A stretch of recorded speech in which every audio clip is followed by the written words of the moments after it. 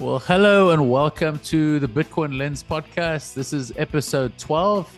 Today we have Jan with us, also known as the Italian Stallion on X. And Jan is a super interesting guy. I've been following him on X. I've been following some of his YouTube content, also his website, hackinglives.com. He's got some really interesting perspectives on traveling abroad and how life is kind of in Europe and all these different places, Latin America, Africa, and some other places. But before I talk about everything here, I just want to say welcome, Jan. Welcome to the podcast. Yeah, thanks for having me. It's a pleasure. Awesome, awesome. Well, first of all, Jan, I kind of wanted to touch on you. It looks like you moved from the Czech Republic, right? You started off in Czech Republic. That's kind of where you grew up. That's kind of where you lived, and then kind of migrated to Latin America. So I kind of wanted to hear about your perspective in how things were in Czech Republic slash Europe, and kind of what made you leave. How was life there, and what made you leave? All right. A pretty complicated question. Let's put it into perspective. Yeah, I grew up in Czech Republic, and basically my experience or the business I'm still running till today, but was pretty focused in the past. Uh, the business was about like having distributors across the globe. So I had I would say these days like a privilege to be living in various countries across the globe. So I've been in, yeah, like like you mentioned, in Africa. Yeah, I got a lot of exposure because of family to Latin America. Uh, yeah, I've been in Asia, I live in. So that led me to kind of like understanding that there are other countries or other options in like across the globe, and you can, yeah, make your life a little bit different and not just sticking within one country. Uh, and honestly, it was like in the past, it was not a really like the need that I have to move away from Czech Republic, but it was more like there are better options. There was not a necessity, like immediate necessity. I need to migrate to another country, but understanding like, yeah, there are other countries where the lives may be easier, yeah, like more comfortable. Yeah, it can be done that way. So yeah, that led me obviously to Latin America because, like I mentioned, because of like having like kind of family ties to Latin America in general. So yeah, I've been in a couple of countries in Latin America, and I would say I'm still searching. So it's like a never-ending like a route, and you're still searching what's gonna be the country where I'm gonna like stick, and maybe there will be no country at all, and maybe like moving still in the future. Yeah, Mhm. but yeah, just 1 year living in that country, another year living in another country, and trying to find what is the best spot for me and my family. Yeah, and still in the search, like I said. So which I don't know if you can disclose, but which continents slash countries have you lived in? Like, if it's too many, obviously you don't have to ramble them all off. But which continents or some of the top countries you lived in for the longest, like globally? Yeah, like let's put it, let's leave it with continents. Yeah, I've been also some part living in the being in the US. Uh, Mostly in Latin America, so South America. I had an experience in Africa, South Africa, and yeah, a little bit in Asia, in South Korea. So there, but as being a European, so I would say that Latin America is, the closest to like from the mentality point of view and the lifestyle. So yeah, Latin America is definitely like the continent for me to be at, and yeah, trying to find a place there, which is kind of difficult because like it's a huge continent. And yeah, there are many countries. So, like I said, still searching.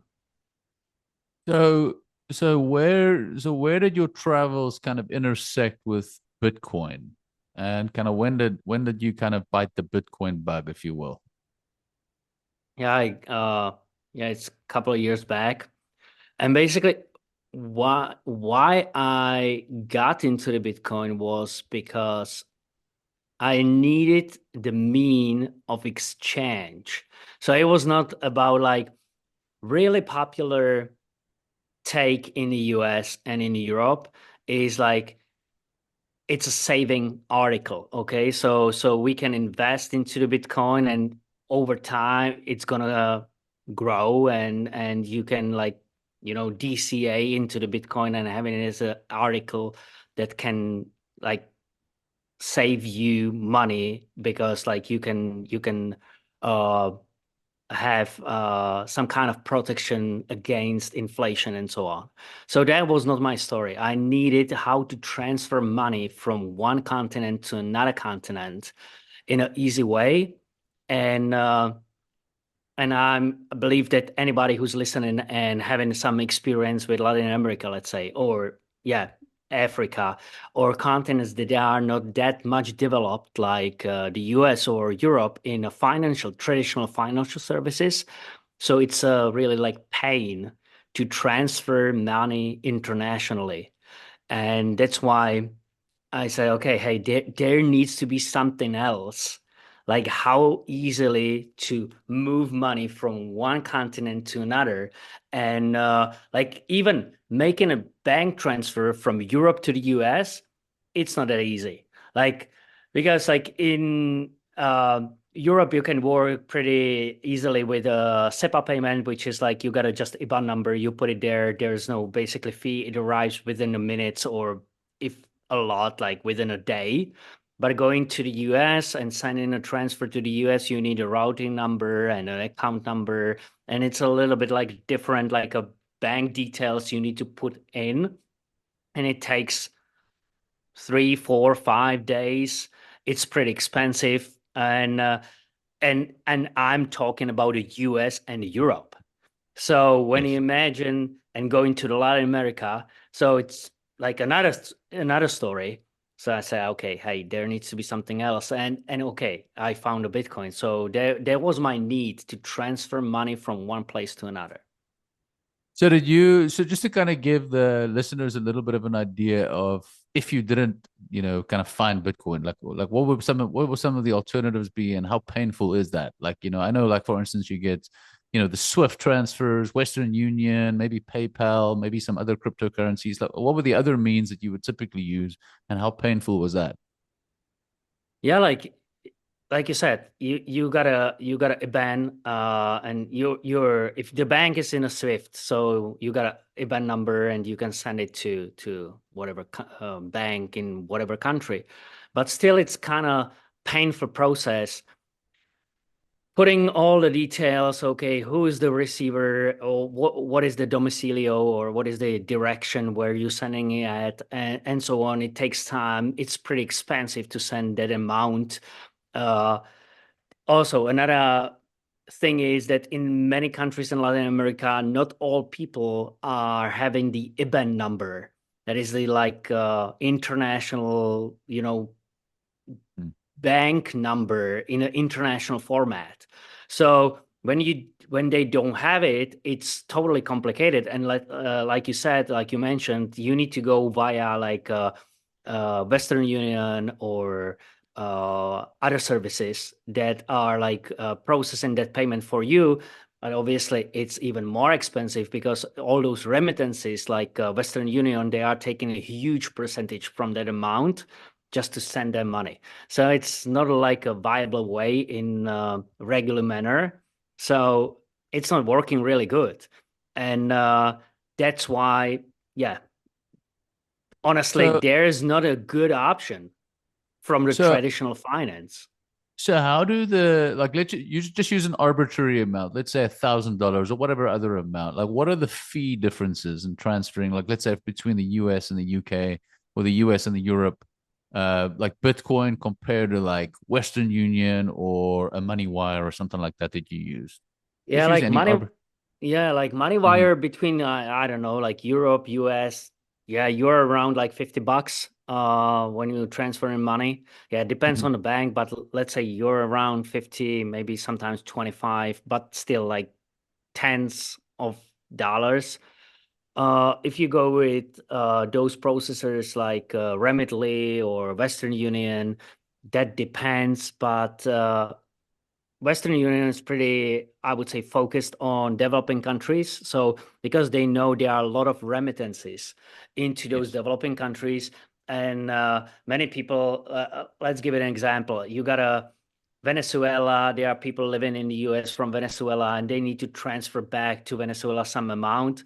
They are normally not a huge amounts, pretty low amounts, but they taking a pretty big cut out of that transfer, the same as Cuba and the US, and a lot of restricted or developed countries. There is no other way than using those processors like Western Union, and they are taking a huge cut. And when you compare it with Bitcoin, then if you go on chain, that depends on a fees that you need to pay to get in the block, which can be like if you're in rush, I don't know, in total, what like you're paying like $2, $3, Mhm. no matter what amount you're sending. If you're like sending those whatever $100, $200 to Latin America, and they can use a Lightning network, which is like a second layer on top Mhm. of Bitcoin. So we are talking about cents. Yeah. Like that's no value at like that's nothing, and it arrives immediately. So from that perspective, the hard part is that a lot of people still don't understand Bitcoin. So to use that payment rail, you need to have a counterparty that's okay with Bitcoin and understanding at least basics, how the wallet works and how to receive the payment and so on. But if that is done, then there is no problem at all. It's cheap, fast, and you know that there is no third party. That is the best part. Mhm. There is no third party like allowing you to send money across the globe. Like with the banks, it's like, yeah, it happened to me in the past, honestly. And uh, I was doing a transfer, and you, of course, need to put a name of the company.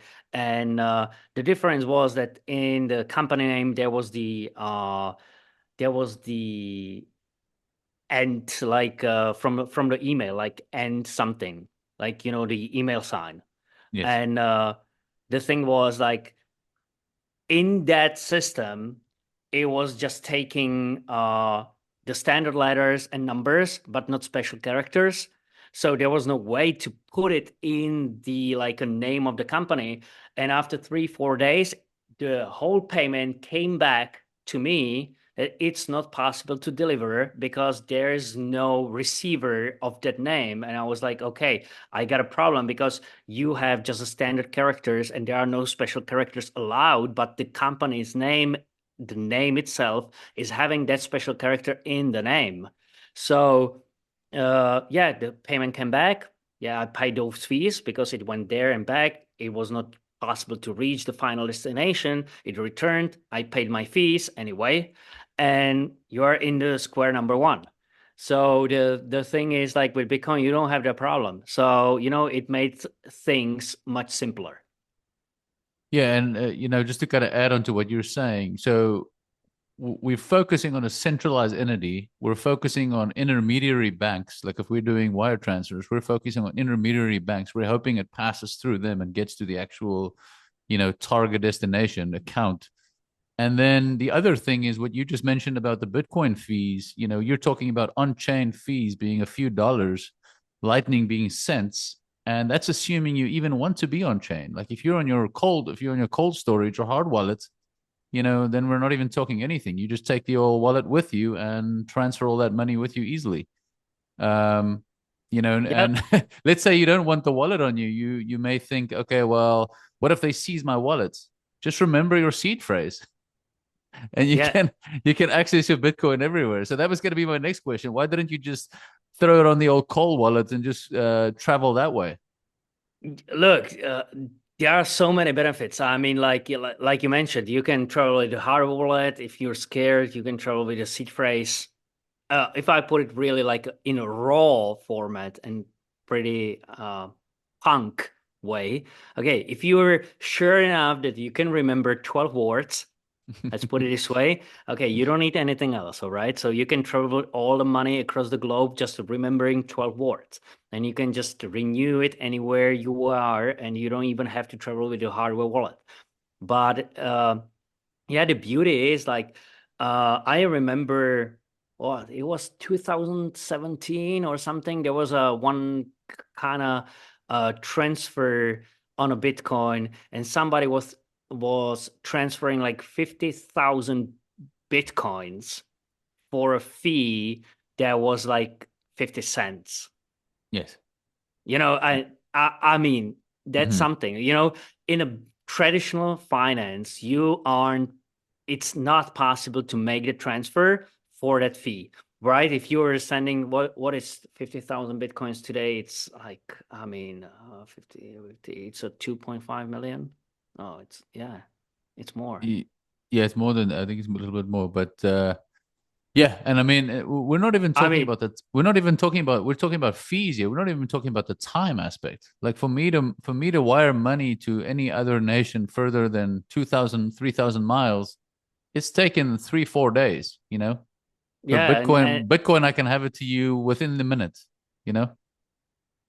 Exactly. That's the point. Like, and if you're like in a rush and you're sending that crazy amount of 50,000 Bitcoins, okay, just bump those fees up. And I don't know, you're not going to be paying $2, but let's say maybe $5, $10, whatever you want. Depends on of course, network fees. But Hmm. okay, you look into that, even if it's a lot, but sending that amount of money, you don't have a problem to pay or whatever $100 fee. You know what I mean? Hmm. Like Exactly. in dollar terms, and in 10 minutes, it's on your wallet. That's it, done. No problem. It cannot be reverted. It can't be like, okay, we are not allowing you to send them money, and we don't have to talk about those amounts. It can be even $100 sent to somebody else, but there's no kind of like, we are not allowing you to send money across the globe because of X, Y, Z, whatever. Exactly. Just to kind of summarize what Jan just said to the listeners there, you can essentially get in your little paddle boat and sail across the sea with nothing on you, and you can basically access your Bitcoin everywhere and anywhere that has internet access. And now with satellite internet like Starlink, it just makes it so much easier. You can literally be in the desert and you can access your Bitcoin on a little Raspberry Pi or some small device with some operating system that allows you to access your Bitcoin. So it's pretty Exactly. incredible. But Yeah. uh, but I did want to ask you something to that point, since you said that you primarily did it for the transfer of money. Like, how did you land on Bitcoin? Because I know when I first got in crypto, many folks, if they just try to solve that problem, they maybe would have landed on something like XRP or Nano or something like that.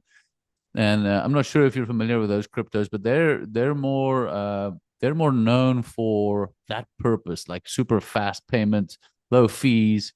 So how did you know to land on Bitcoin that's going to give you a better medium of exchange, a better store of value, and preserve your wealth while also meeting the challenge of trying to transfer funds super fast at almost no fee? How did you know to do that? Or like, how did you get educated on that? Or did you just get Uh, lucky? okay. Like in the beginning, obviously, I was not educated at all. Like, of course, like it's kind of discovery phase, right? Everybody has that, and it's gonna take some time to invest your time into learning. And like I said, the difference is that I was solving my problem of transferring money and not store of value problem. So first of all, obviously, I got into the Bitcoin because, like, no matter what time you're getting into this space, like Bitcoin is the number one since the beginning. Like, it's probably the first name you're gonna get into, you're gonna attract. The first problem is that people are trying to, I would say, focus on other crypto projects just because of not understanding like what Bitcoin solves and that it's divisible. So the problem is that when you got into the Bitcoin is that one Bitcoin is $65,000 or whatever it is now. Let me check. 50 oh no 60,000. 61 now 61,234. Okay. Mm-hmm.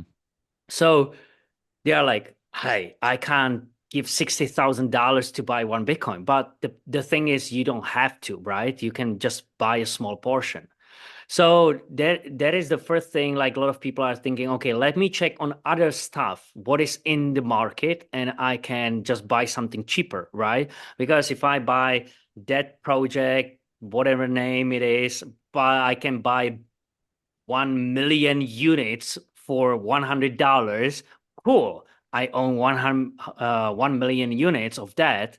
And it sounds like I got more of cryptocurrency, whatever it is, for $100. But instead of that, I would have to spend $61,000 for one Bitcoin, which is too expensive because they are totally missing what it solves. And obviously, like, I'm not saying that like everybody, but like a lot of people, I had my in that learning curve, I had my time when I was like experimenting and trying to hey, there might be something else and better than Bitcoin. Mm-hmm. But that was not my problem was transferring money. It was my speculation on like, okay, how to get number up. Okay, so hey, here's the Bitcoin, but can I get maybe more money out of another project? So it is totally a different problem. Like Bitcoin solved my problem with transferring money from point A to point B, but then you're thinking like, okay, hey, maybe that kind of altcoin is gonna make me richer, and that kind of altcoin is gonna make Mm-hmm. me even richer more than the first one. So you are starting to explore them, right? Which is a pretty expensive lesson to learn, but yeah, that needs to be done to understand that with hours put into the investigation of all that altcoins and Bitcoin and what are the differences and what it solves and what it cannot solve, and okay, what is the kind of like a proposition for people on the market. There's no shortcut, honestly. So it led me down the rabbit hole. I would say these days, I'm in definitely like hundreds of hours, maybe even more, like studying Bitcoin because like I lost a lot of money into altcoins back Mm-hmm. there in when it was like ICO, like fever, and Mm-hmm. everybody was Mm-hmm. like, okay, hey, here's the new altcoin season. New 2018, altcoin. Yeah, 2019, yeah, that time range. exactly. Yeah. Like, yeah, Yep. exactly. So everybody was like, bam, bam, bam. Hey, let's buy this, let's buy that. Mm-hmm. Okay. So that's the learning curve. And then you realize, okay, what I really need is my need was like transferring money. Okay, I understand the store of value. And when you like put all together, then you realize, okay, hey, there's I got a one brain, I got a one capacity of the brain. Then later on, with some hours put into studying, you realize like you cannot obviously like study all the altcoins that they are on the market because like what we got like 12, 15,000 altcoins on the market every day. You got a new one. And then you realize you cannot put obviously your time into studying everything, but you are trying to understand at least one project. And yeah, I said, yeah, the Bitcoin is making all sense. And yeah, and then you are getting deeper and deeper and trying to Mm-hmm. understand at least one project on a, I would say, like a higher level. And yeah, and since that day, and yeah, I think I understand quite good like what Bitcoin does and what it solves and how we can work with that and getting deeper and deeper. And obviously these days I don't have a time to study every altcoin that's coming up. Like, hey, this is the new Bitcoin 2.0. Okay. Hey, like show me. Like, I Yeah. don't say No. it's not possible. Yeah. It maybe is Yeah. possible, Yeah. but yeah, we don't have like you got a 24 hours a day. Hmm. You're sleeping 8 hours. You got a 16 hours a day to do something. And in those 16 hours, you don't have a time to study everything, single possible new altcoin that's coming up on the market. So yeah, you have to somehow like trying to pick what you think might be the best for a future and trying to educate in that area. That's it. Exactly. And the thing that I think a lot of folks don't understand is 90% of altcoin projects have just gone to zero and just failed. And the other Yeah, 10% that's it. are struggling pretty bad. I mean, with the best alt I would probably say is Ethereum. And Ethereum is also, I think it's had its all-time high like 3 years ago, and it's never gotten to that point again. Yeah, But that's but but exactly. Yeah, like yeah, you said, that yeah. another thing is like when you're looking at all those shit coins, it's important to look into the chart BTC versus that whatever coin it is, because you don't need to know what is the conversion between that altcoin and fiat currency like dollar, but you want to know what is the ratio between the BTC and that altcoin, right? And Hmm. when you look from the longer perspective, like everything is trending like Hmm. downwards. Like Exactly. like you said, it is And what we it is. all we all had to go through the shitcoin phase, and you realize, and you hit that, you said it multiple times there, and that to me is evidence that someone knows what they're talking about when it comes to Bitcoiners. They don't talk about the price necessarily, they talk about what is the problem it solves. Because you could look at the price and you could say, okay, in 2010 it was 10 cents a Bitcoin. 2015 it was $250 a Bitcoin. You could 2020 it was $27,000 a Bitcoin, and then this year, what do we hit? We hit like 73,000 a Bitcoin. You could just focus on that, and that's great. And you're making a lot of money if you've been hodling that long. But ultimately, if you understand the problem it is solving, that is when you're going to start stacking, and that's when you're going to realize, well, maybe I did miss out on the last 16 years, but you're still super early because there's so many reasons. I've had a few podcast episodes on that, as far as like why Bitcoin, and how the adoption is growing and how early we are. With Wall Street, this is their first year. RIAs, this is their first year in the wild now adopting it. Global ETFs, it's the first year. We are so, so super early. And the thing is, number is high. Yes, I will concede that. The number is very high, but the thing is, if you look at the last 4, 8, 12, 16 years, everything is getting cheaper in Bitcoin. So if you can acquire one Bitcoin today, you may be able to afford 3, 4 times what you can today with a single Bitcoin. Yeah, And, if you, yeah, you know, yeah, I got you. Like there are a couple of things to that, right? Because like when you're looking into another thing is like if you were in the time like 2010, 2011, 12, right? You discovered Bitcoin.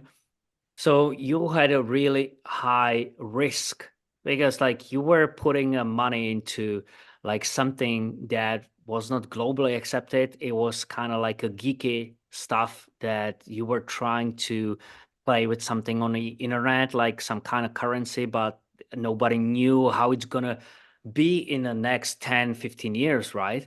The thing is that now the price, like you said, is high, but on the other hand, your risk reward is totally like in a different portion, like proportion.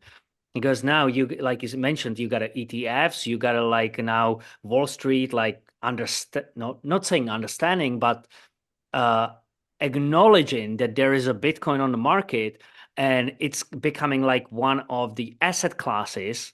And now you say, okay, it's 60,000, but it became for those folks kind of like a store of value. Okay, I can put some money into it. And the risk of going to zero after 15 years is low compared to when you were in 2010.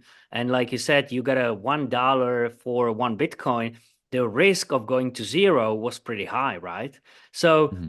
these days, maybe you're spending a lot of money, but the probability that it goes to zero is much lower than in 2010. So there are like it's important to see it from those perspectives, because everybody, hey, you were lucky, you got a Bitcoin in 2010, Mm-hmm. and like, hi, wow, you can Mm-hmm. afford anything you want. Mm-hmm. But the risk you are taking, and I believe like majority of people were not even doing it because of like store of value. It was like, okay, hey, there's something new, I want to play with it, I want to try it, I want to investigate it, what it is, how it works. And there was no even intention like that I'm going to make money on it. Like, because like Mm-hmm. you're passionate about a project, whatever project it is, and you're doing Mm-hmm. it because of the passion, right? You're not doing it because of like, I'm going to be rich. It Yes. was like, maybe it came later, like in the Mm-hmm. next 7, 10 years, and uh people starting to realize like, hey, it's getting more in value. But another take, what it's important to say is like, no matter if Bitcoin was like $1 or it is $60,000, it still does the same. Like, you can transfer the money from one point A to point B, and it does not matter what is the value in dollar terms. It's Mm-hmm. still the it's working. So you're Exactly. sending the money in 2010 from one spot to another spot, the same way like you doing today, and it can transfer the money from A to B, and the value in Exactly. dollar terms is something else. So that also leads me to something other, that in Latin America, a lot of people are using stable coins, because that is something that a lot of people are having or struggling with volatility in on Bitcoin. So stable coins are more time I'm like into that, I understanding that there are certain countries in Latin America that a lot of people prefer in the beginning to use stable coins, because they don't want to like be exposed to the volatility it brings together with Bitcoin, and take some time to understand that the risk is not that high, but in the beginning it can be like intimidating to, get into the Bitcoin. And because of whatever, like, I don't know, guys in the FTX, they just did some shit. And what happened was that the Bitcoin market, or the price, the dollar price collapsed, Mm-hmm. and they are sitting like 5, 10,000 miles away from Mm-hmm. them, but they are Yes. affected by somebody that Yes. did something. So you know what I mean. So Yes. for a lot of people, stablecoins making sense because they are not ready to be exposed to the volatility of that asset. But when you understand it, then they are becoming, I would say, Bitcoiners anyway. But it takes time. Yeah. It's a road of Yes. understanding. So just real quick on that for the listeners who are not familiar with stable coins, that's essentially going to be that's a way for anyone anywhere to basically get a digital form of a token that's pegged to the US dollar, and what that essentially is, it's backed by US debt and US treasuries. So Yeah. that's what these stable coins, and the main ones there are Circle and Tether. So USDC, USDT, that's a way for you to get some exposure to the US dollar. And it is probably a better solution than, having a very inflated currency. But also keep in mind that it is backed by the US dollar and US debt. So as the US prints more money, you are still getting debased, even though you're holding stable coins. Compared to Bitcoin, it's the opposite. As the US dollar and US treasuries and stable coins get debased by printing, and war, Bitcoin is literally moving the other way and be acting deflationary, and you'll see the proceeds of that every 2, 4, 6, 8 years. But I'm glad you mentioned the stablecoins. That's a very good point, especially for non-US countries. I know I'm in the US, but those non-US countries, Latin America. That's interesting. You said that's kind of a stable coin haven. I'm kind of curious what you think about well, two things. Nayib Bukele of El Salvador, I believe you live there as well. Nayib Bukele of El Salvador, obviously having the Bitcoin approach and kind of stacking that and putting that in their strategic reserve, buying one Bitcoin every single day. I believe initially he gave every citizen about, $30 or something like that in Bitcoin. And also today or yesterday, I read that Javier Milei of Argentina went to go visit Nayib Bukele, and apparently they're also talking about Bitcoin. So I'm kind of curious what you think of all that. Since you've lived there, you kind of know that part of the world, and I assume you know those leaders pretty well. I don't know those leaders, but yeah, I've been to those countries. Anyway, a little bit back to those stable coins. Like just to explain to the listeners, I understand that like there are two reasons why stablecoins exist. And first of all, I understand that, or I believe that for a lot of entities on the global market, the stablecoin might be the payment rail. So what I want to say by that is that it is pretty simple to make a payment with a stablecoin from one country to another country. And you can just go out from the traditional payment rails, which is pain in the butt. And the thing is that when you do a standard transfer, like in a traditional finance, you need to have that corresponding banks that they are processing, or they put you in that SWIFT format. Like, Hmm. okay, so you want to, I don't know, transfer dollar. And if you got a bank that is outside of the US, effectively what's happening, that bank cannot hold the dollars, but the US bank has to hold the dollars for the bank, even let's say in the Europe, if they don't have that specific branch in that country. So you need to be like involved in that SWIFT system, which is pretty complicated. And if you look into that from that perspective. So then when you say, okay, we don't want a volatility, we don't want to be exposed to Bitcoin because it goes up and down. So stable coins are kind of like a facilitator of transferring dollars from point A to point B. And for a lot of entities, I think it might be the way to do it, because then you can always find some third party that will convert that stable coin to the dollar. So I'm not saying it's going to be that way, but when I'm thinking about it, I think like a lot of entities it might be like a easier entrance into that space because of stable coins, because they understand it's pegged to the dollar, and it's much simpler to make a transfer instead of we need that bank, and it's a kind of messy with those banks, like we are not going to be your corresponding bank now because you are not compliant with that kind of regulation and that regulation, so find another corresponding bank. So the traditional finance is really struggle, and this might be the way to transfer money like from Europe to Asia or from Asia to Latin America in a much simpler way. So this is what I think with stablecoins might be the way, at least in the beginning. And that's why also what I presume is that stablecoins are, when you're looking into the regulations in the European Union or in US, I would say like Bitcoin already is in the phase of like, okay, we understand that. Okay, it's here. As EC said, it's okay, no problem. You can have ETFs, but stablecoins are like the first one. Like, okay, we need to look into the stablecoins. This is important to be regulated.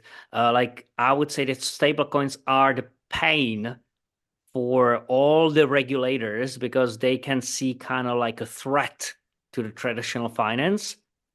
And yeah, let's see how it's going to play out. And second part was with the stablecoins in Latin America. Why I mentioned it is like if your income is like $250 a month and you are like living from month to month, from paycheck to paycheck. So the problem with people having they are low income families, so they cannot afford to put their money into Bitcoin because like they are like, okay, we got a 250 a month. Let's say I need another 50 for rent, and they can't put it into the Bitcoin because if the Bitcoin is going to go down because of whatever event Hmm. happening in the US, let's say that there was a scam and there was a, I don't know, somebody stole Bitcoins from the exchange, whatever is happening. So they are exposed to the price volatility of Bitcoin, and they cannot afford it because then they cannot pay a rent for the next month. So Hmm. that's why the stablecoin is being used in Latin America in certain areas because of that volatility that those people cannot afford it. You probably not going to have the problem. You see it as an opportunity, as a like asymmetrical bet on a Bitcoin because that can bring you more value for a future. But these people are living a little bit different life, and their struggles or problems are totally different, having different base than you have in the US or a lot of people having in Europe. So that just to the stable coins. And with Salvador and Argentina, in Argentina, stablecoins are really popular because a lot of people want to be exposed to the US dollar, and maybe they don't have access to the traditional like a banking industry. So the only option how to be exposed to the US dollar is via stablecoins. Uh, what Javier Milei is gonna do in Argentina, I don't know, honestly. Yeah, he's like kind of libertarian, and he's doing a pretty good job till now. What is gonna happen, I don't know. I don't have a clue. Uh, so I would say it's gonna be better to wait and see. What I'm a little bit struggling with is like, okay, he's elected for what, 4 or 5 years again. So what's gonna happen in 4 or 5 years? Is he gonna be reelected, or is it gonna be like change again, and it's gonna go back where it was? Hmm. Because if it's that way, so all the work he has done till now, Go on. okay, it's just wasted, right? Hmm. So it's still kind of like that's why I'm just watching, waiting. I don't know what's gonna happen there. Yeah, he deregulated like rent market like for real estate. It's like picking up. It's like prices going to the normal value of the market. So there are a lot of things that has been done, and having kind of like bringing fruits. But okay, let's see. And in El Salvador, it's interesting project, honestly. Like so, yeah, it's pretty bold, I would say, project. And what I can say is like it's not that like everything's great, but it would be, I think, a discussion for more than 1 hour or 2 hours. Hmm. Uh, Give us the highlights. Highlights. A lot of Bitcoiners going to El Salvador, especially from the US and Canada. A lot of America is going to El Salvador from many reasons. New community, Bitcoiner community, living in I would say like areas that they are really full of Bitcoiners, compared to, I would say, a lot of places in the US and Canada, cheaper living. So that's why it's also beneficial. Um, but it's not the way still, like that the whole country is 100% Bitcoin. So there are, I would say, like hotspots, Bitcoiner hotspots that if you probably heard about El Zonte, right? Which is Hmm. like seaside city, smaller city in El Salvador, and that is cool because every if you go to any kind of tiendita, grocery store, you can buy and pay with Bitcoin anything you want. You go outside of that like pre-selected areas, and like El Zonte, Berlin, There are also parts of San Salvador, like a capital, where are Bitcoiners, but you need to go really specific in those locations. But if you are outside of it, it's pretty complicated to spend Bitcoin, honestly. But So you, what about the Bitcoin? What about the Bitcoin like laws? They're pretty lax on like, legal tender, no taxation on it. What about those kinds of things on Bitcoin there? yeah, it's true. Like it's a legal tender, you can pay with Bitcoin, but on the other hand, it's not like enforced, which is correct, I believe. Like I don't like some kind of like enforcement from the government that you have to accept it. So it's in a way like, of course, because it's a dollarized economy, so you can pay with dollars, which is a pretty good mean of exchange. Everybody accepts dollars. You got a dollar, so that's not a problem. And some vendors are accepting Bitcoin. So if they accept in Bitcoin, you can pay with Bitcoin. What is kind of popular, a lot of Bitcoiners talking about it. Yeah, the main like grocery chain in El Salvador that is like somehow interconnected to Walmart in the US. Uh, they accept Bitcoin. So you can go to the main like a store where you can spend your Bitcoin. But if you go to the local smaller vendors, so that depends, really. So somebody are Bitcoiners, they accept Bitcoin happily. Some, I don't know, gas stations accept Bitcoin happily, but not all of them. So it's kind of that depends. Like you're driving on a road, and yeah, hey, they are selling whatever mango. Okay, let's stop and buy mango. Yeah, we don't accept Bitcoin, so you have to pay dollars. So that really is specific by location and people. Somebody's educated and they accept it, somebody not. Uh, what helped a lot in the beginning was that kind of he said, "Hey, install your Chivo wallet, and this is like the government Bitcoin wallet. And if you install it and register yourself, you're gonna get $30 in the value of Bitcoin. So you were able to redeem a Bitcoin in that value. But yeah, so there was kind of like a first hype to do it because like say free $30. But later on, and I was like talking with a lot of locals, and I'm like, hey, I'll pay you Bitcoin. Oh, we don't even know that access to that Chivo wallet. We forgot the password, or there was a lot of mess in it. So the reality is that it's really limited to certain people that they want to work with Bitcoin, but not everybody is doing it. So yeah, you can do it if you're in the right area. If you're not in the right area, it's pain. That's the kind of like bullet points. So what are some of the freedoms in El Salvador or somewhere in Latin America that you've lived? Like which country in Latin America would you say you had the most personal freedoms? Not just taxation, not just legal tender on Bitcoin, but just personal freedoms, government intervention, and just personal rights and freedoms. Like which country there would you say kind of stood out for you as you could really be a sovereign individual in this country? Yeah, that's good question and hard to answer. Like, okay, the first thing is what freedom means. Okay, so okay, so what I listen quite a lot is like mixing two terms, and those terms are like a safety and a freedom. And a lot of people are mixing those two terms together.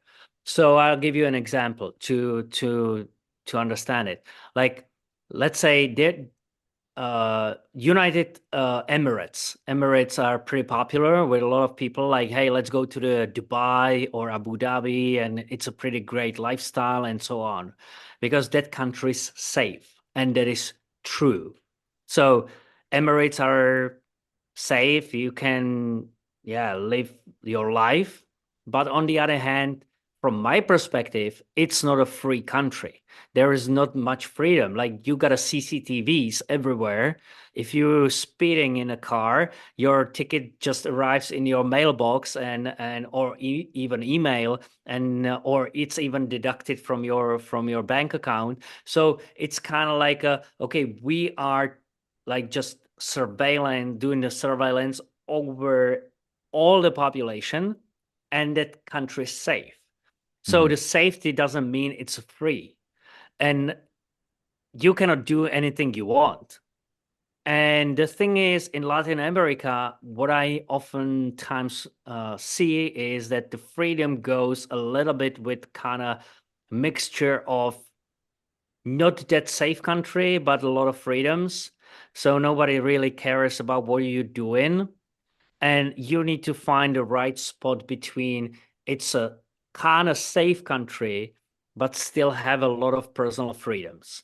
So it's hard to manage and to find the country that there's totally safe and having a lot of freedoms. Because to be a safe country, you have to enforce a lot of kind of regulations on everybody to keep it safe. So you're just finding the mixture between still safe country, but government doesn't really care what you're doing if you're not like interfering with other individual and just harming them. If you're harming somebody else, okay, we are going to interfere. But if you're not harming them and you're not doing something really bad, so okay, do whatever you want. So that is kind of like, I would say, something where you can find a right balance. And yeah, the question is what the country is like. Like I believe like Paraguay is kind of good to that. Like Paraguay is, yeah, if you're not harming somebody else and if you're not doing something bad, really, so nobody cares what you're doing, even though, like, I don't know, you officially should wear a helmet on a motorbike and drive and ride in the bike with a helmet. Nobody really cares if you have it on or not. Mm-hmm. So kind of like, okay, we don't care. It's your life. Okay, hey, if you're gonna hit the car, probably you're gonna die, but it's your responsibility. So that's kind of like your problem. And if you're not harming somebody else, we don't really care. So that's the way of, I would say, freedom. And from the, let's say, safety perspective, it's not that bad. So you can find some those spots. And for example, like you mentioned, Salvador, El Salvador is pretty safe. And you can see it in, I don't know, you're living there 1 2 weeks and you can see that that country is really safe. And what Bukele did was really remarkable to make it safe. So that's totally like, yeah, hats off, because to pull that off, I would say a couple of years back it's impossible. On the other hand, uh it's really restricted in the way that everything's regulated, and you're driving a car without a seatbelt and they stop you and immediately, hey, you don't have a seatbelt, you can't use a cell phone while you're driving. But then you got the other opposite, like in Latin America it's really popular to have like a pickup truck, and you jump on the back of the pickup truck and there are 20 people just on that pickup truck and driving from point A to point B, and this is totally fine. So that's not a problem, but driving without a seatbelt is a problem. So there are like a lot of differences, right? Mm-hmm. And yeah, I don't want to judge. It's, I would say it's a pretty safe country in Latin America. It's not a safe country. It's a safe country. It's not a free country in those terms. So So if you had to look at Latin America, you'd say let's say you take the three variables like things to do, safety, and Bitcoin friendly. Which one would you say is like the most balanced out of all the places you've lived? And this doesn't have to just be Latin America, just pretty much anywhere on Earth. Which ones would you say would have the best balance there? The most friendly on taxation, Bitcoin safety, and also just things to do and beauty, that kind of stuff. wow. I know that's a tricky one, but I know you've been many places, so I'm kind of curious. I'm putting you on the spot here. Okay, so let's divide it. Okay, I'll put it this way. If we take away the taxation part, okay, let's make it simpler, okay? So it's not that easy to find the right spot. But if we take away the taxation part, the safe country and a really like a Bitcoin country, you on my list there are two, and this is Czech Republic and it is Salvador. It's Oh, unbelievable. Like Salvador became pretty safe country. Obviously, for example, the infrastructure is not working perfectly. There are a lot of things to do in El Salvador, but it's moving some direction. Czech Republic, it's a Bitcoin country. Like you can go to many restaurants anywhere and you can just pay with Bitcoin. That's not a problem. Like the level of acceptance of Bitcoin in Czech Republic is amazing. And I've been to many places, and just being able to live from Bitcoin, you can do it easily in Czech Republic. You don't even need a cash. So oh, yeah, like I mean, you got a lot of online stores that are accepting Bitcoin. You got a lot of restaurants that they are like aggregated into one platform that is accepting, or basically you can pay with Bitcoin, and in the background you can choose if you want to swap it to that receiver into fiat currency or keep it in the Bitcoin. But that's something in the background. But you can pay with Bitcoin totally from your self-custody wallet. That's not a problem. So it's easy peasy. So from that perspective, Czech Republic and El Salvador, all those countries I've been to, this is the easiest. And obviously, like in Czech Republic, it's not that good from the tax perspective, which you have good in El Salvador because like there is a territorial taxation. So all the incomes outside from the country are not being taxed in El Salvador. And also the Bitcoin is a legal tender, so there are no capital gains on Bitcoin. So in that matter, Salvador is much better.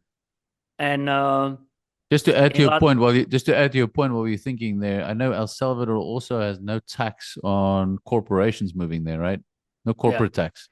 That depends. Yeah, but if you're in the industry that is like Like tech industry, having right? a potential to Mm-hmm. bring the innovation into the country, so Mm-hmm. you got an exception from paying taxes like for 10 years. So to be able to incorporate into El Salvador and just to bring the innovation in the country and build the country up. That's why I believe like, yeah, we're back in El Salvador, but that like what, 6 months ago, Bukele announced that they are going to be giving away 5,000 citizenships to people that are going to be like from all the funnel, like pre-selected, and anybody who can contribute to the country, like from various industries, like a doctor, architect, engineer, and so on, IT specialist, whatever. So they are going to be giving away citizenship to be able to get into the country, live in the country, being like a citizen, not a resident. I'm talking about citizenships. That is totally different level.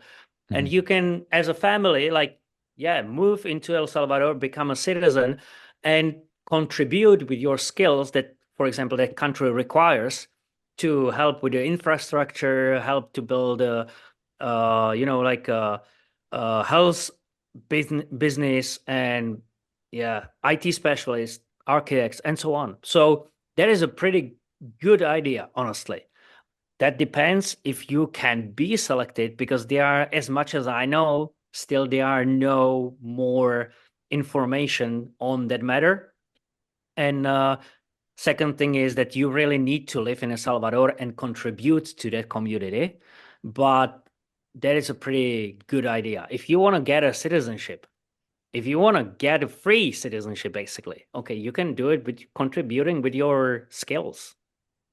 That's Yes, and, awesome. and and and also, did I read correct? If you pay like 3 Bitcoin, you can also become a resident for El Uh, Salvador. I think that Now it is, yeah, I'm not so sure about it as of now, but now it is probably about residency. Before it was no, sorry. I think it was in the beginning, it was that you pay 3 Bitcoins and you can become a citizen. But it was a beginning that they launched it like, hey, we Okay. are becoming a Bitcoin country and you can do it. Later on, what happened was that, as much as I understand, they changed it that you don't pay 3 Bitcoins, but $200,000 because Bitcoin was pretty low. So there was that kind of change into that. Don't get me wrong. Maybe I'm not 100% sure. And now what they did is like you pay $1 million to get a citizenship as of now. So now officially they are offering $1 million investment into the country in Bitcoins, and you can get El Salvador citizenship. But besides that, like I mentioned, there is this special route that they are going to be giving away those 5,000 Yes. citizenships to those pre-selected individuals or slash families that they can move in and contribute. But that's a pretty smart way to do it. Yes. Like, yeah, you need talents to get So in the country. merit based. Yeah, that country is small. That country Hmm. is pretty limited with resources, right? And with people, and they need to have enough incentive or give away enough incentives to other Hmm. people to just say, hey, come here. We're going to stimulate you with citizenship, and we want you to help us to build the country up. That's a smart idea. I was super interested when I heard about the El Salvador's volcano bonds that they were selling, the volcano bonds. And for the listeners, essentially what they're doing, they're selling volcano bonds so that they can basically fund Bitcoin mining. And then from the proceeds of Bitcoin, they'll invest in more mining and kind of just repeat that cycle and sell those bonds. But I'm kind of curious your thoughts on that. And then also just finally, last thing, have you been to Bitcoin Beach in El Salvador? Yeah. Okay. So what are your thoughts on those things as we finish off here? Hey, look, I honestly hard to. I don't want to judge it. I don't think I have enough information on those volcano bonds, Hmm. and I don't know how that's gonna play out. Uh, and honestly, I haven't studied enough information concerning that topic. Hmm.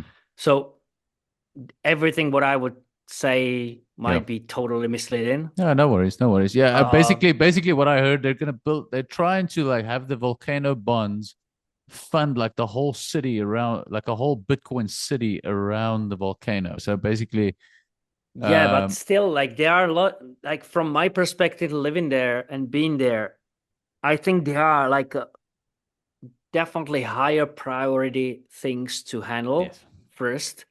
yes, Because look, even though I have my kind of issues with the country, and I would say it's not an ideal country for me to be living in. I totally understand what they're doing, and I think they are on a good trajectory. And uh, in a 5, 10 years, if they are going to keep the trajectory, uh, I think they are going to be competing with like a behemoth in tourism. It's not going to be like, hey, let's go to Dominican Republic, or in the US, a lot of people going to Puerto Rico because it's still a US territory, right? Or it's going to be, hey, let's go to El Salvador. Uh, it's a safe country. Now, real estate properties are going to be built up. Uh, More people are interested going there. What needs to be done is that the whole infrastructure is going to be built up to the same level like the other parts. So there's a really lot of stuff to be done in a way like healthcare system, education, uh, roads. So all that infrastructure that's needed to attract more and more maybe expats or even just the tourism, that can be done in 5-10 years. That's not a problem. I'm not that sure about like building the city around the volcano. I would say maybe that can be phase two when we are, basically set up with all what has to be done. Also for locals. Like, I mean, locals now are happy because like they got into the period where they feel safe. So it's not a problem to commute within like areas within El Salvador. Before, during the gang time, it was really complicated just to get from one city to another. So now they are free to move. Now everything's like starting to picking up. But also for them, they're still, I think, need more infrastructure to be living like a happier life. When that is done, okay, I think they can take care of, okay, let's build up the Bitcoin city around the Hmm. volcanoes. So yeah, and Bitcoin Beach is cool. Like I've been to a couple of meetups in El Salvador. It's cool. The community is great. I liked it.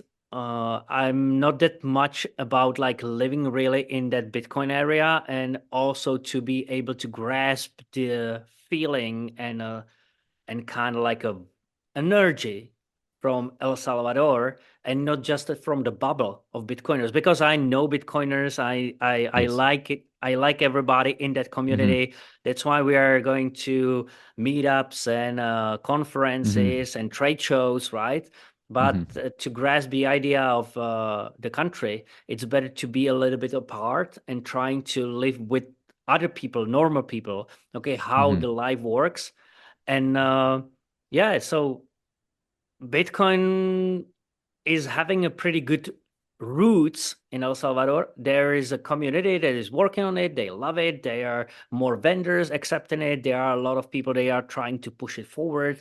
I met a guy that who decided to. He's from El Salvador, but I think he mostly lived in Canada, and then moved back to El Salvador and opened a shop with a hardware wallets in El Salvador. Okay.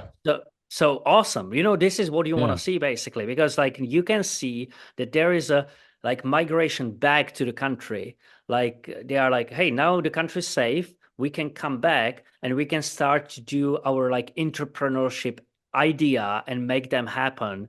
And he's like, okay, I'm gonna be doing education part and selling hardware wallets to locals, expats, Bitcoiners, trying to explain them the Bitcoin. So this is what's really needed. This is something what I like to see, because this is the way to the way forward. And also like in schools, like kids are starting to be educated in the Bitcoin area, which is also cool. So it's not about like just, hey, let's do the standard schooling, but they are like trying to be exposed to Bitcoin. What is Bitcoin? How it works? Why it makes sense to understand it. So I think they are on a pretty good route. Awesome. Yeah, I think it's so important for some of these countries, especially in Africa, Latin America, some other countries in Asia that really have very inflated currencies, to kind of give themselves an out from, the helms of the IMF and their inflated currencies and government. So, We can keep going with other Latin American countries. Like there. Okay, last thing. It's not just El Salvador. Now, I would say like in Latin America, big Bitcoin community is growing in Paraguay. So okay. another country where Bitcoin is becoming more and more popular, more and more people are interested in Bitcoin.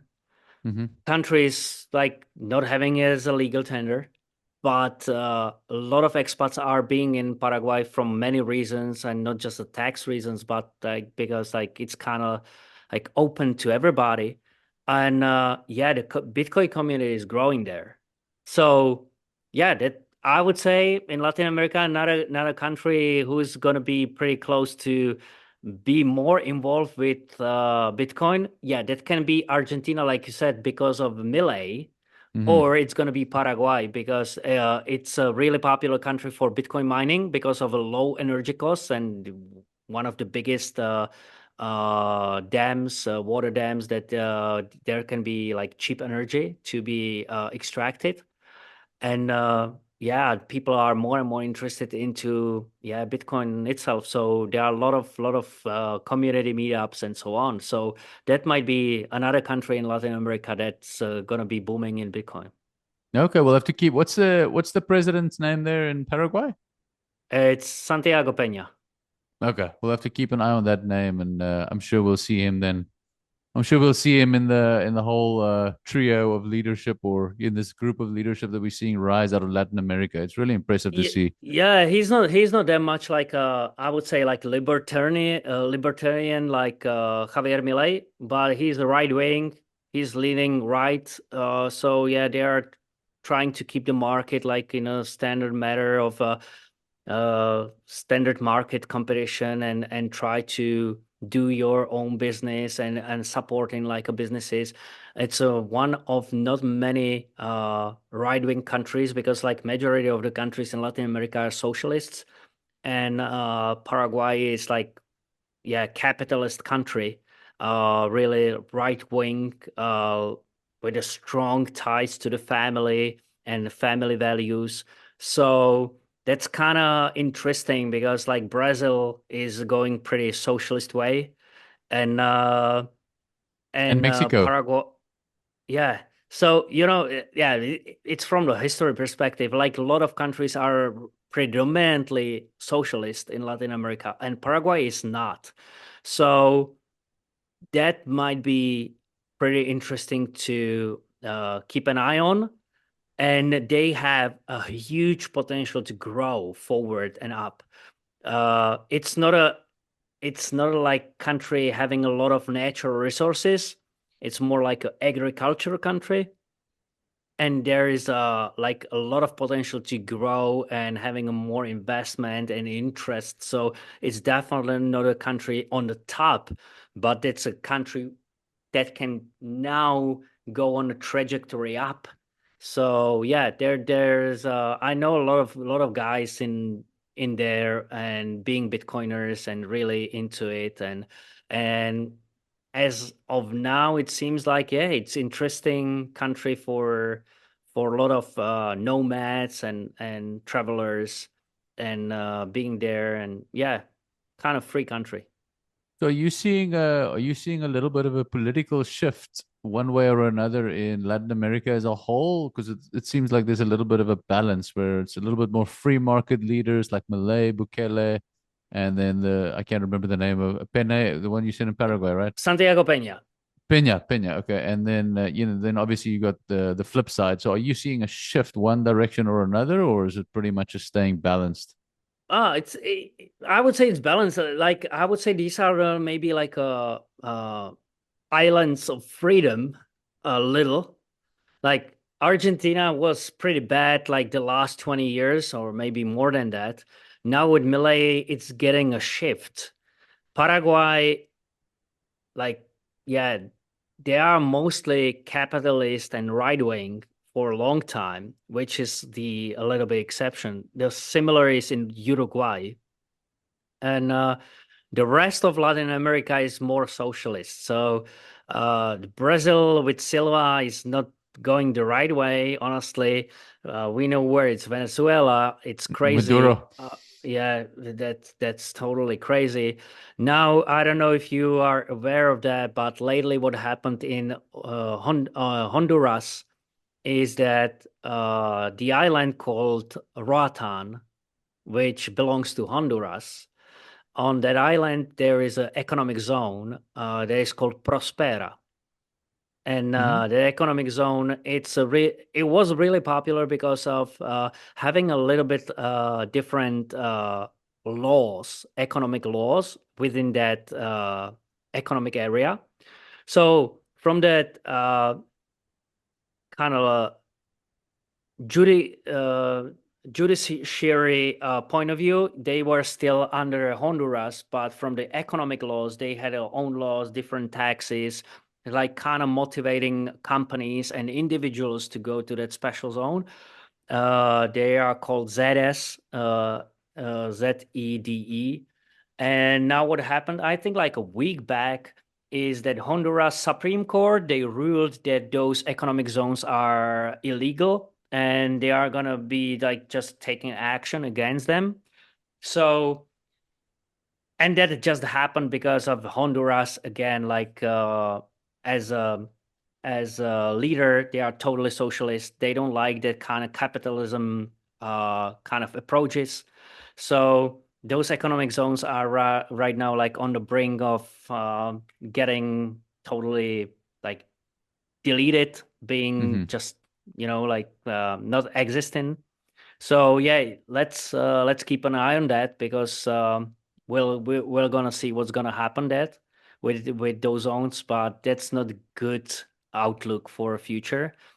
And again, it's just because of a socialists. And Honduras is just like just side by Salvador. You got a El Salvador with Bukele, and on the borders you got a Honduras, and Honduras is totally socialist. So there is like a lot of what's going on in Latin America, and I would say, yeah, let's hope that Bukele is gonna keep the good trajectory. Let's hope that Milei is gonna keep the good trajectory, and yeah, like I mentioned, Paraguay, Uruguay, they are cool. When you are going like a much north, more north in South America, it's getting more and more socialist. So it seems like there's some kind of correlation with the more socialist countries there. There's also a lot of gang violence and just a lot of crime in general. Is that would you say that's accurate? Yeah, I would. Yeah, depends, but yeah, it is true. Like And it is so true. you would need essentially like you would essentially need a Nayib Bukele to come in there and kind of did what he did with I think 60,000 gang members in El Salvador. You'd need someone like that to come in there and just kind of, go scorched earth on those countries to fix it, right? Yeah, like, but that's hard to do, right? Because like, Hmm. what he took, he just said, okay, hey, let's make it happen. Uh, he just uh, give a higher wages to all the military and law enforcement in El Salvador. They stayed loyal to the president, and they said, okay, hey, let's deal with it. They constructed a SECOT, which is a CETET, and they locked all those gang members into SECOT prison. And yeah, they made it happen within a what, couple of months or 1 year. Hmm. Yeah, but you it takes some balls to do that.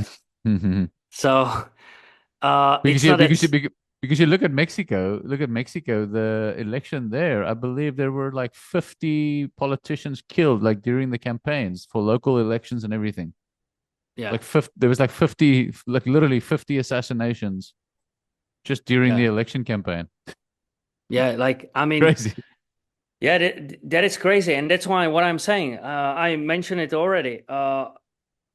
All the time I'm looking at like kind of balance of freedom and safety. So, and like I mentioned, for example, Uruguay and Paraguay in South of America, it's not that like dangerous. You can find the right place where to live and you're not feeling like in a bad country. And still you have some freedoms. So that is, and obviously, what I'm saying now, it doesn't mean that it's going to be working in 1 year, right? Because it's Hmm. constantly changing a little bit. It's like a living organism.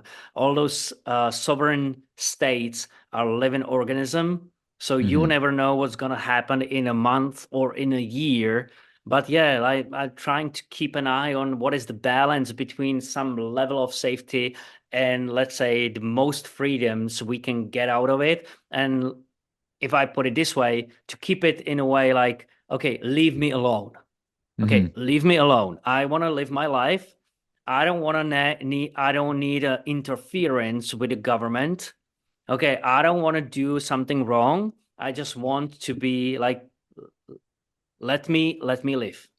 Okay, and that's something what I'm trying to find. So yeah. Okay. Well, Jan, that was a lot of time I took from you there. I appreciate everything, and that was really insightful. Some really good insights there. Any kind of last thoughts here before we drop? I would say uh, anybody who's listening, just study Bitcoin. Like it's gonna open your horizons in terms of like it's gonna lead you to more topics than you even think. So study Bitcoin because like when you understand all the financial principles and what is money and how it works and how money should work and what are the basic kind of like uh, proportions of money what they should facilitate to you, then it's gonna open your horizons on freedom and being a sovereign individual. And I think you're gonna get to other rabbit holes and not just a Bitcoin only. Awesome. Well said, Jan. Well, hey, I appreciate your time. Have a great day, and thank you for listening. We'll see you all for the next episode. Thank you.